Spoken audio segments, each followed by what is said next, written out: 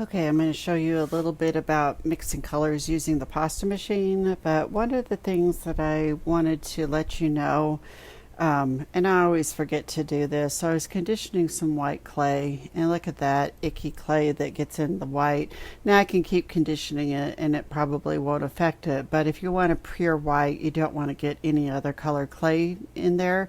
And the reason this happened is because as you pull clay through the rollers, there's a set of blades down at the bottom, and clay catches in those blades. So when you put, especially lighter colors, after you've conditioned darker colors, there could be some residual clay on the rollers or caught in that blade in the underneath. So what I typically do is I just take regular baby wipes.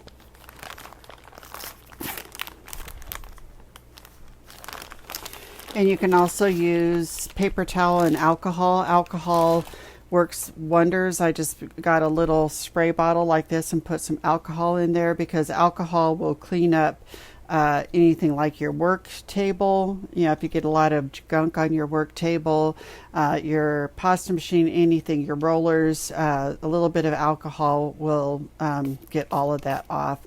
But I'm also going to take a baby wipe, so let me clean the top. And I'll just sort of roll the rollers to make sure that I'm getting any residual polymer clay off of the rollers. But then underneath, I kind of rub between the rollers underneath the best I can to get any of that residual polymer clay off. And there was a little bit there. So the other thing that I have to do is if it gets really bad, I have to actually take apart the pasta machine and clean the blades out. That's why I've got this end. I didn't put the cover back on this end because this is where I take the screws off and clean off the blades and the rollers and everything. But you know, it'd be worth it when especially if you're going from dark to light clay, to just do sort of this cleaning in between colors as you're conditioning colors or rolling out colors so that you don't get that smudge on the white clay. The other tactic to do is to condition your white clay first, your light clay, so white, any flesh colored, yellow, you know, anything like that. Do that first before you go to the darker colors so that you don't risk that contamination of the colors. So there's not much I can do about this now. I'm just going to go ahead and keep on conditioning it into the white clay, and if you condition enough, it's all going to be blended in. But what's really discouraging is when you've got a really nice piece and you know, say you're going to put a piece of white into a design or something, and you end up coming across one of those smudges, and it's just really discouraging. That's why I don't work a lot in white, because of that. I guess I'm not clean enough to work in white. The other thing that I have a battle with is because I've got 2 dogs and a cat. The cat doesn't come into my studio, but the dogs do. So if the fans are on, of course, then it's blowing fur all over the place, and so then I get fur.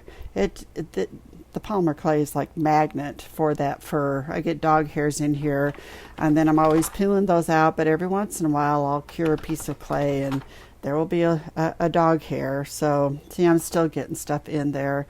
So let me do this on my other machine. Got another machine that's got a motor on it, so that might be a little noisy.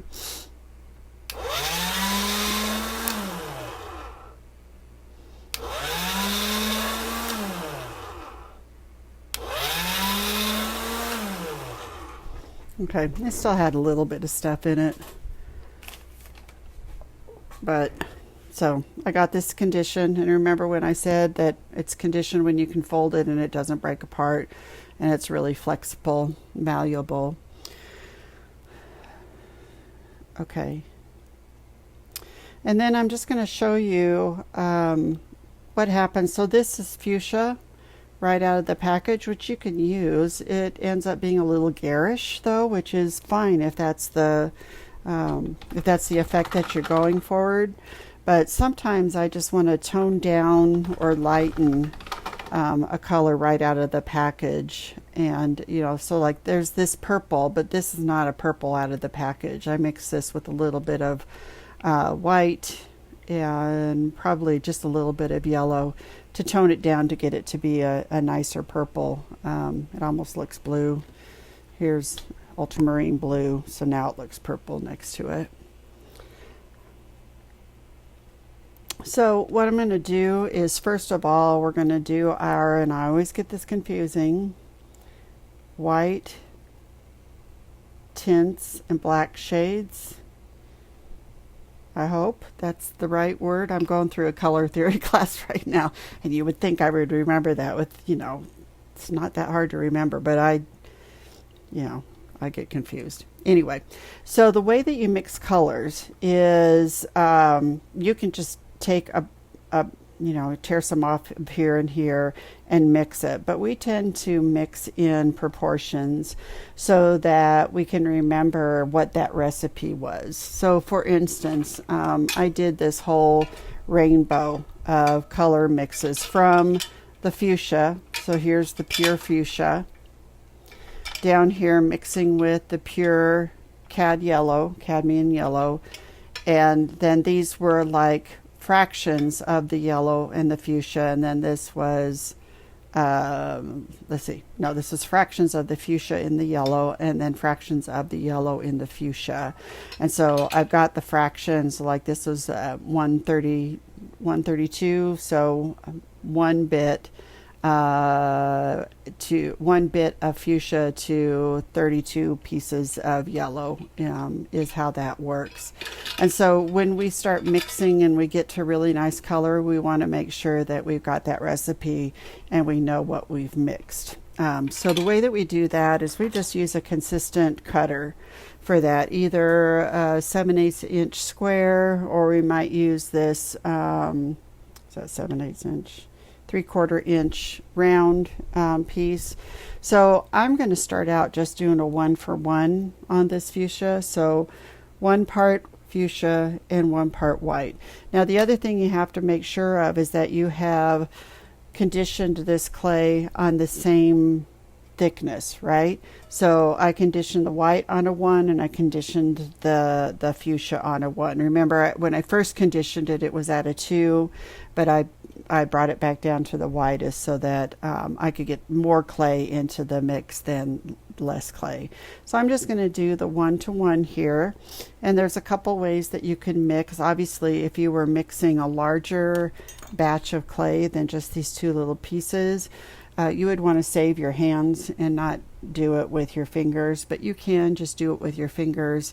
And in here we are blending the molecules of the 2 different colors of clay. So we're just going to keep squeezing, and you see what's starting to blend. In this instance, we are not trying to keep these colors separate, so we're just blending them together, and it takes a little bit. If you were doing a larger piece, then you would put the 2 colors together and keep running it through the pasta machine, folding it over, running it through the pasta machine until it was completely blended, because it takes a little bit of time. And I would not, like when I made this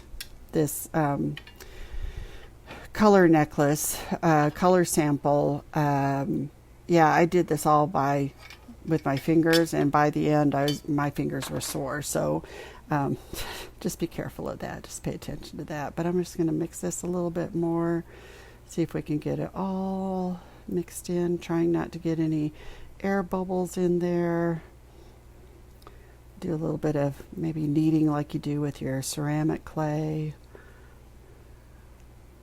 And that looks like that is pretty mixed. Okay, so then I'm going to roll it in a ball,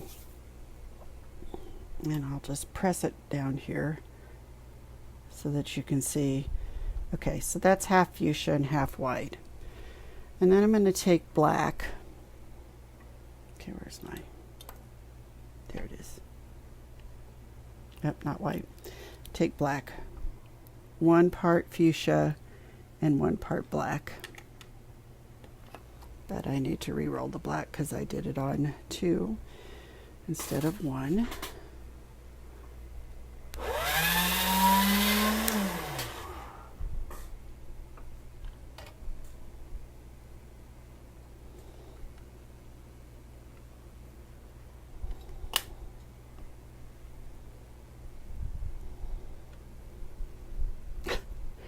I'm going to make gray. Okay, that was a mistake, right? Let me do 1 part black. Do it again.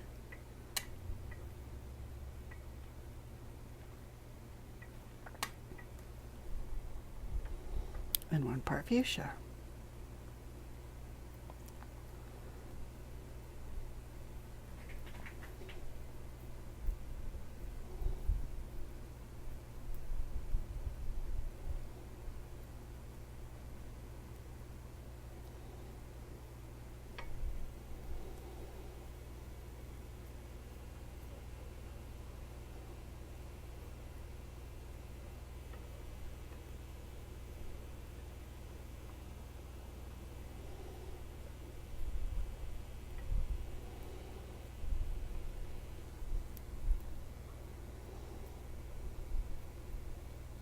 So you can still use color theory when you're mixing colors with polymer clay, but I definitely would do test pieces before, you know, mixing a whole bunch of clay and then you come out with a mess. So that is 1/2 black, 1/2 fuchsia. Obviously, the black takes over the fuchsia much more than the white takes over the fuchsia. So we could do maybe a half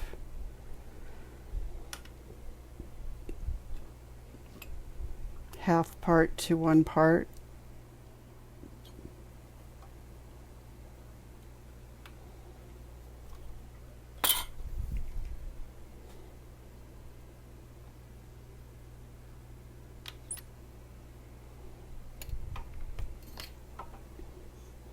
And see what that looks like.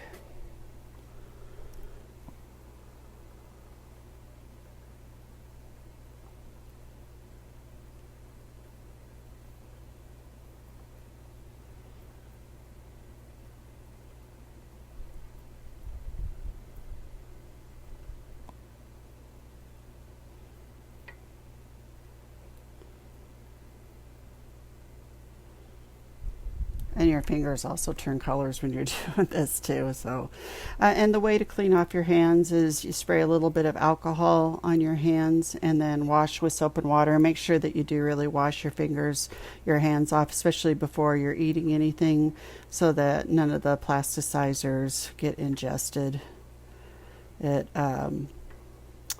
That's sort of the same reason for using dedicated tools. So, you know, you could use kitchen tools like cookie cutters, a rolling pin, your oven, different things like that. But they really recommend that anything that you use on polymer clay, you don't use for any other reason, but it's, you know, a dedicated use on polymer clay. And so just because the plasticizers could be carcinogenic. So make sure you do that. So see, isn't that interesting? Because that was half. So there's a little bit more purple to that or pink to that. But boy, that black really, really, really takes over the fuchsia, doesn't it? Okay. So that is the tint and the shading. But if we wanted to mix colors, so like if we're looking at this, so I've got some cad blue. Sorry, I called it ultramarine blue, but it's actually cad blue. Got some cad blue here that I am going to mix with the fuchsia. And so I will do half and half. And if I do half and half, I should come out with this really gorgeous purple here. And then, you know, if I went down in percentage for each of these, I would get these variations. Now, the interesting thing here is, look, there's not that much difference in the blue. Once you get to a certain portion, like there's very little difference between the blue and 1/32. I didn't even do 1/64 here, just because these two, the blue really takes over the purple. So let's do that. Let's just do 1 part of fuchsia. Let me make sure that I did this at 1, 2. I don't think I did. Redo my cad blue at the one setting thickness.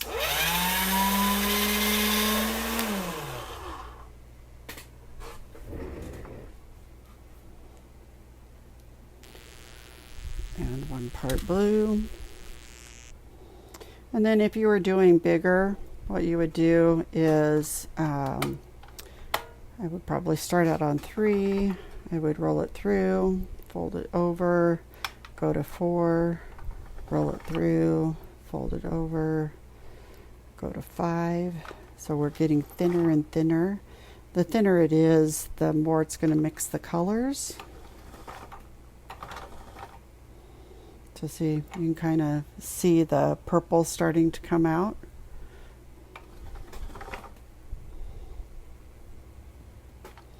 I'm going to go up to 7.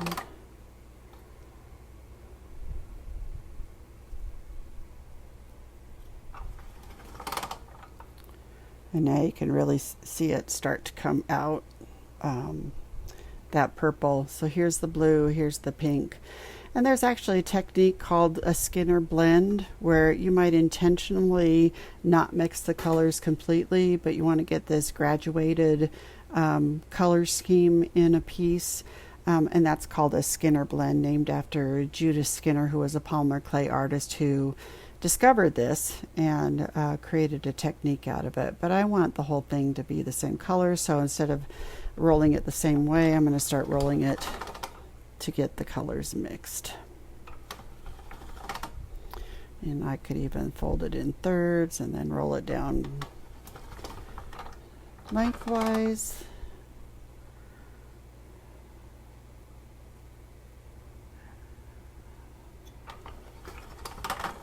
Just so we can start, we're starting to smush those two colors together.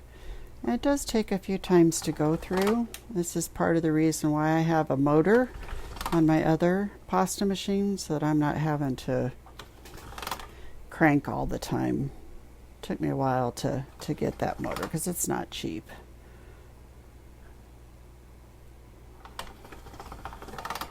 Okay, I think we've got it. Yeah, that looks pretty good. So then I'm going to fold it, make sure I don't get any air bubbles in it, and then I'm going to roll it.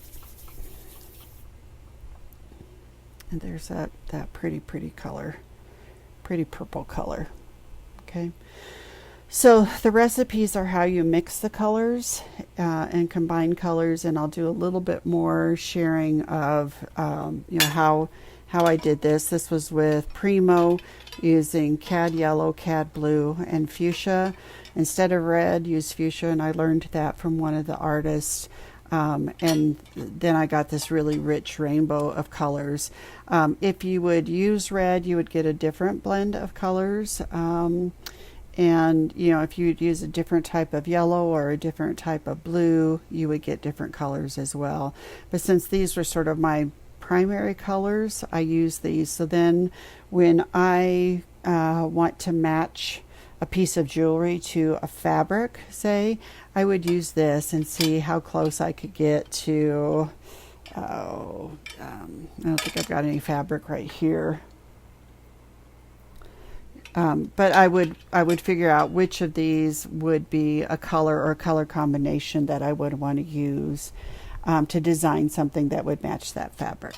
Okay, so that's mixing colors.